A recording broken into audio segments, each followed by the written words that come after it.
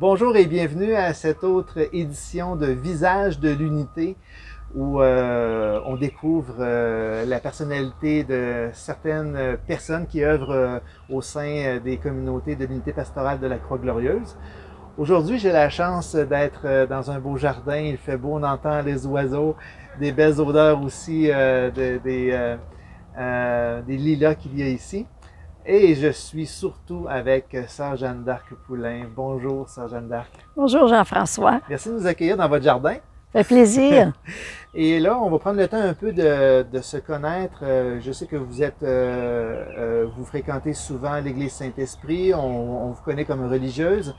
Alors, peut-être nous situer un peu de quelle congrégation vous êtes, depuis combien d'années, puis quel est votre lien avec l'Église ici?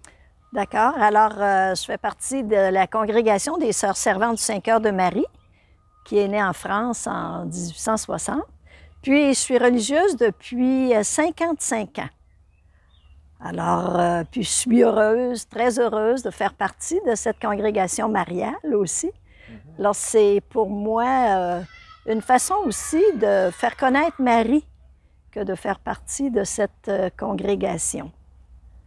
Et puis, je dirais, comme implication au niveau de la paroisse, c'est plutôt que j'essaie d'être une oreille pour les gens qui ont été des nouveaux arrivants. Parce que comme je fais du bénévolat auprès du service d'aide néo-canadien, le service d'aide néo-canadien, c'est ça. Alors, il y a des gens un peu partout dans la région. Mais moi, j'essaie beaucoup de me concentrer sur ceux qui sont dans les paroisses de notre unité. C'est bon. Avant justement de parler de votre implication là, vraiment dans le concret, vous m'avez parlé de 55 ans de vie religieuse. Oui. Donc, j'imagine que vous avez une expérience missionnaire assez diversifiée. Peut-être nous parler un peu de quelles ont été vos principales, si on peut dire, occupations missionnaires. OK. Je dirais, j'ai surtout été, moi, dans le secteur de l'éducation. J'ai été enseignante au primaire et davantage dans l'Estrie. Seulement quelques années du côté d'une autre région. Et quand j'ai quitté l'enseignement, j'ai été directrice des pensionnaires à notre collège François de la Place à Waterville pendant 15 ans aussi. Alors, je dirais, toute ma carrière a été en éducation. Et quand j'ai laissé le collège, à ce moment-là, je me suis orientée davantage au niveau de la pastorale, du côté de la Beauce. Alors que je suis native de la Beauce, mais je n'étais jamais allée faire mission dans la Beauce. Alors, j'étais du côté de la pastorale, surtout comme intervenante. Puis, on était quand même un petit groupe, alors j'étais le responsable de ce petit groupe de catéchètes. Et moi-même, j'étais catéchète pour 2 de nos paroisses à ce moment-là. Et dans la Beauce, c'était à quel endroit? À Courcelles et à Lambton. Courcelles-Lambton, là où j'étais au niveau de la pastorale, mais auparavant, j'étais à Saint-Georges. J'étais à Saint-Georges comme... En laissant la direction des filles, j'étais à Saint-Georges comme secrétaire paroissiale. Ça a été un autre défi parce que je connaissais tellement pas ce milieu-là. Mais partout où je suis allée, j'ai trouvé des équipes extraordinaires et je pense que c'est à travers je dirais, à partir de ce travail d'équipe que je me suis réalisée beaucoup aussi. Parce que je suis une femme d'équipe, alors ça a été pour moi très enrichissant. C'est bon, donc vous avez œuvré donc beaucoup en éducation et là, c'est ça, j'imagine que depuis quelques années, là, vous œuvrez peut-être plus au niveau des familles immigrantes là, comme bénévole. Absolument. Qu'est-ce qui vous a fait pencher pour dire, ben je m'en vais aider ce type de personnes-là? Bien, ce qui est arrivé, c'est qu'après que j'ai pris 1 an de repos, ressourcement que j'avais besoin, j'ai regardé dans la région, je me suis dit, je ne sais pas, là où sont les plus grands besoins. Alors, la première, je dirais, le premier engagement que j'ai pris, c'était à Famille Espoir. Comme, je dirais, j'enseignais le français à des différentes nationalités aussi. Et en même temps, c'est que ça me mettait en lien avec le service d'aide aux Néo-Canadiens.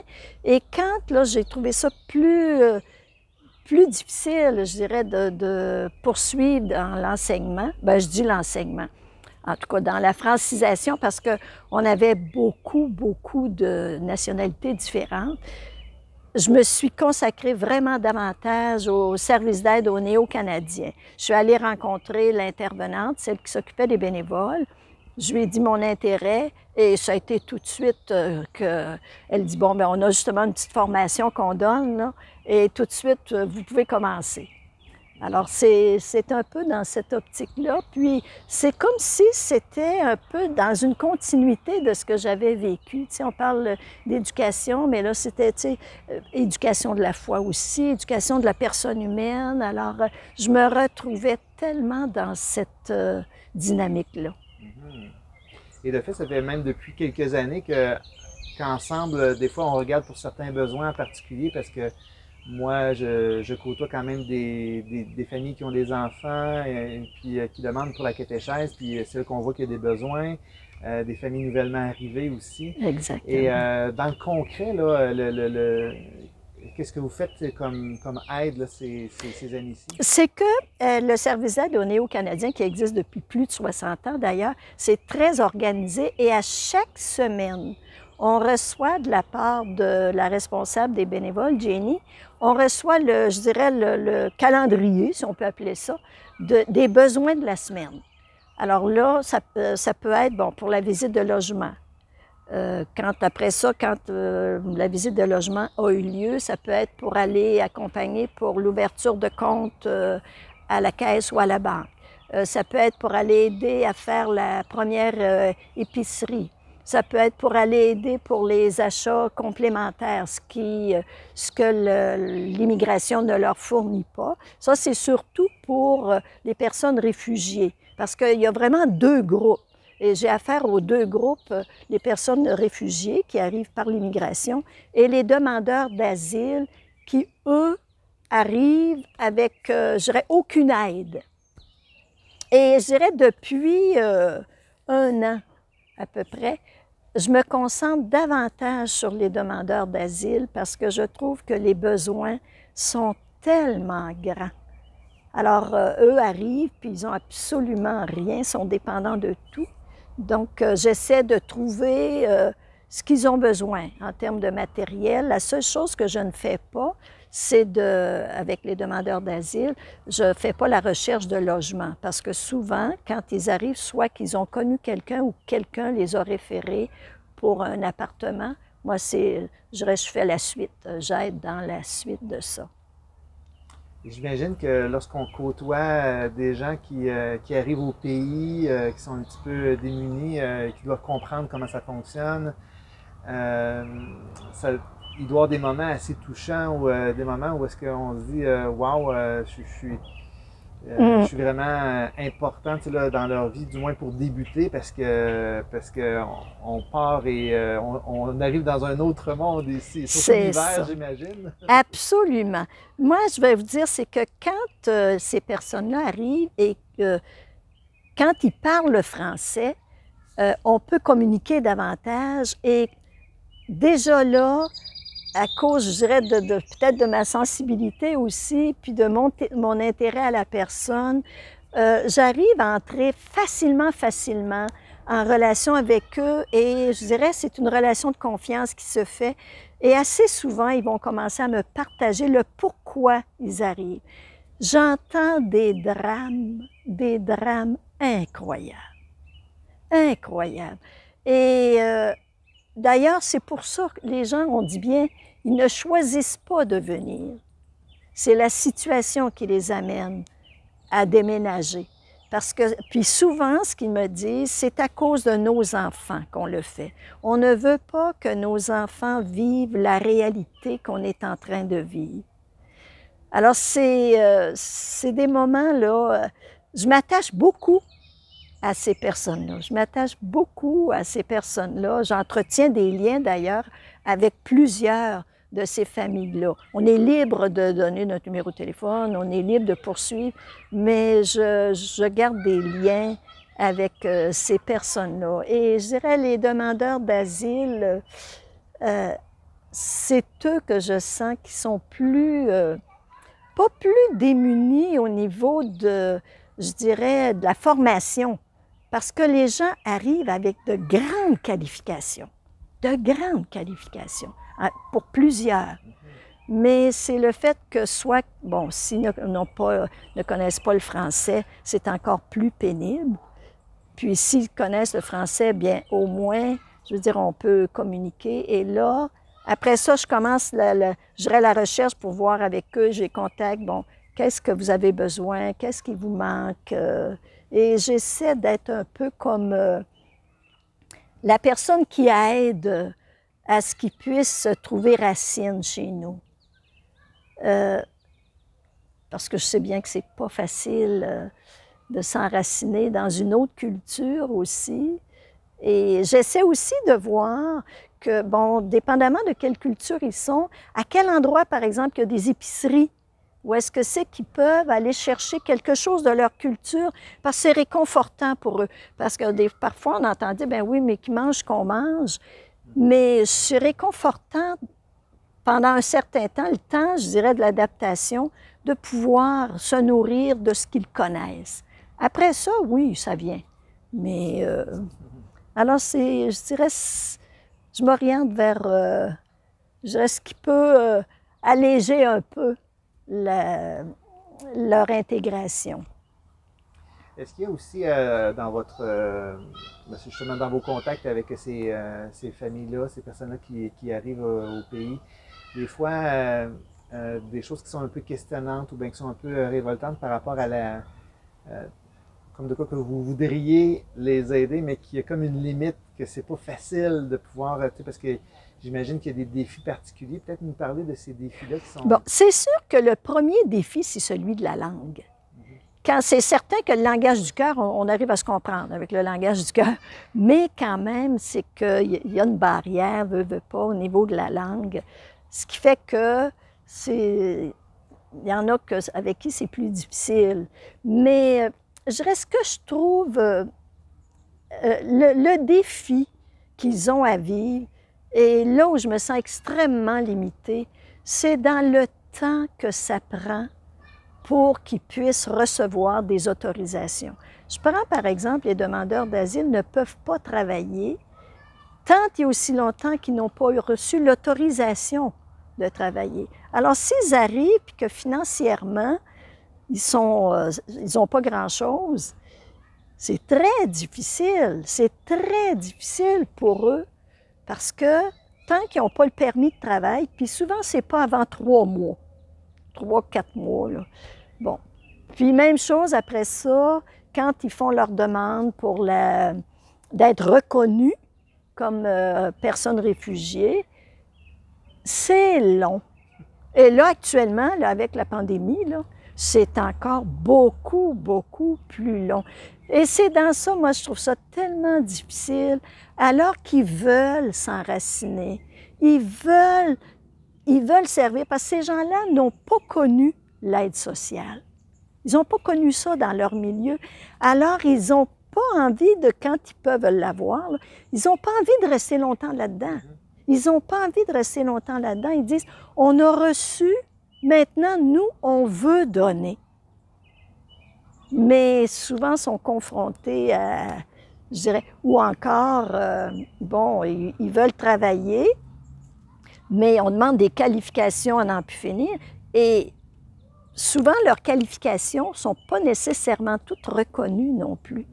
Alors, ils ont à recommencer, à prendre des cours. Ils sont prêts à se recycler, comme on dirait nous. Ils sont prêts à ça parce qu'ils disent, on trouve ça tout à fait normal. Si quelqu'un arrivait dans notre culture, on voudrait que, je dirais, ils prennent les modes de fonctionnement, les règles. Exactement. Mais entre ça, puis qu'ils aient à commencer à zéro, moi, j'ai vu des personnes être obligées là, de changer d'orientation complètement et d'aller travailler comme dans un restaurant, comme plongeur, alors qu'ils avaient des qualifications en aide sociale comme infirmière et tout. Ça, je trouve ça difficile, parce que je me dis, hé mon Dieu, si j'avais le pouvoir, je dirais, bien, pourquoi pas les parrainer tout de suite?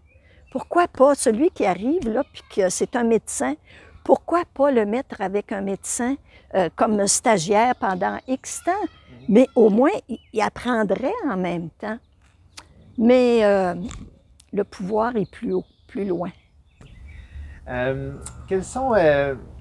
Quelle est la situation actuelle là, pour les immigrants et les réfugiés en Estrie, là, selon ce que tu vois? J'imagine que ça fait depuis quelques années que tu vois évoluer les choses. Comment tu trouves ça ici en Estrie, de la manière de fonctionner par rapport à l'accueil des immigrants?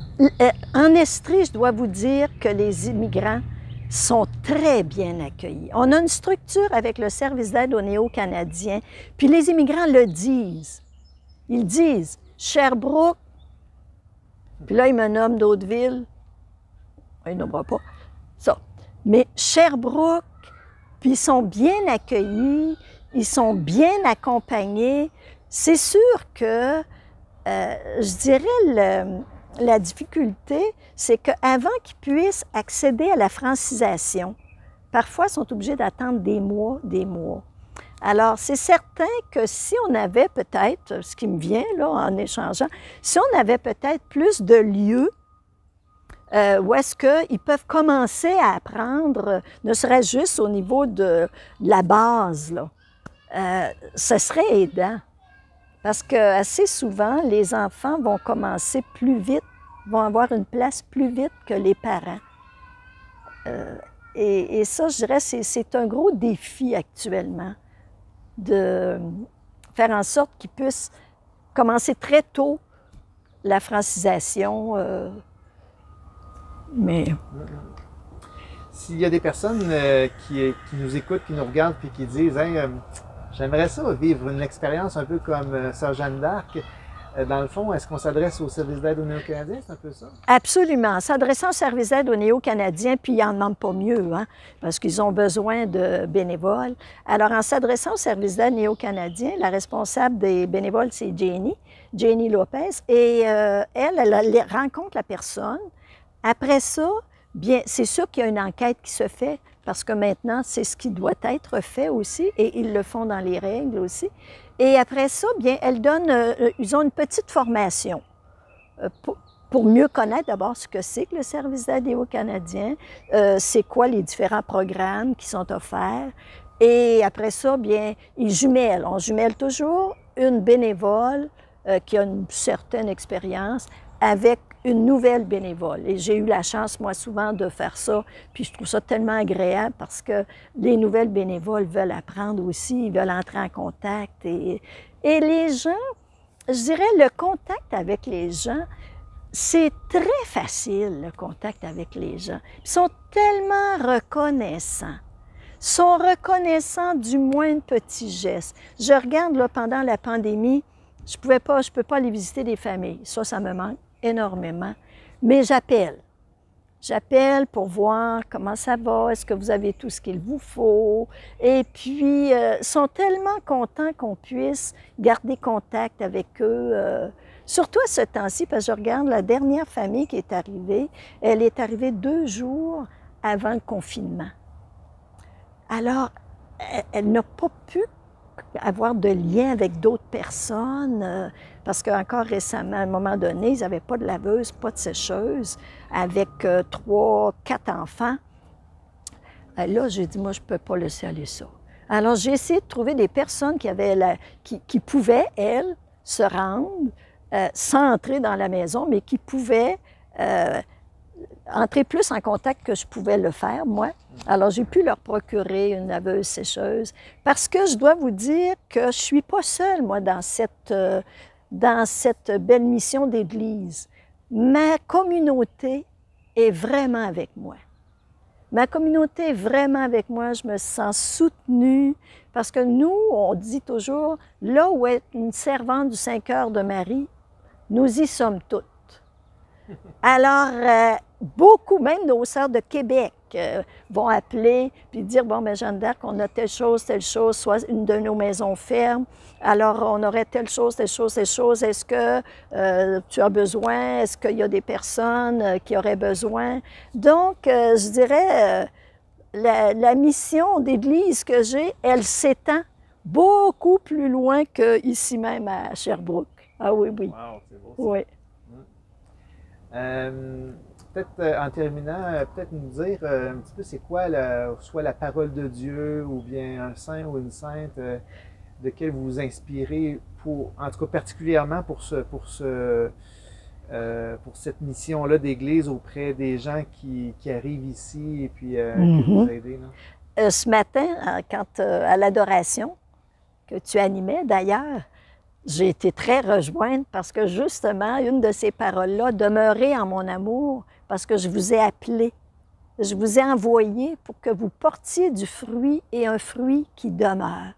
Alors c'est vraiment, moi, cette parole qui me motive dans cette mission d'accueil, je dirais de compassion, parce que le fruit que je veux porter, c'est pas mes fruits. Je veux vraiment porter les fruits de l'esprit et particulièrement ce fruit de l'amour. Et pour ça, bien, demeurer dans mon amour, bien, je pense que si je demeure, ça va travailler le cœur, ça va le réchauffer, puis à mon tour, bien, je pourrai, à ma mesure, aider, réchauffer le cœur de ces gens qui arrivent, qui ont tant besoin d'être compris, besoin de compassion, besoin d'accueil pour aider à s'enraciner et eux à leur mesure aussi. Sœur Jeanne d'Arc-Poulain, merci d'être venue, d'avoir accepté d'être ce visage de l'unité pour cette semaine. Et puis, en espérant, bien sûr, que d'autres visages de l'unité puissent se pointer dans les prochains mois, parce que vous faites partie de la grande famille de l'Église. Et voilà, ben merci de nous avoir partagé un peu ce que vous vivez. Merci beaucoup. Merci d'avoir fait confiance dans ce que je pouvais apporter aussi dans ce projet.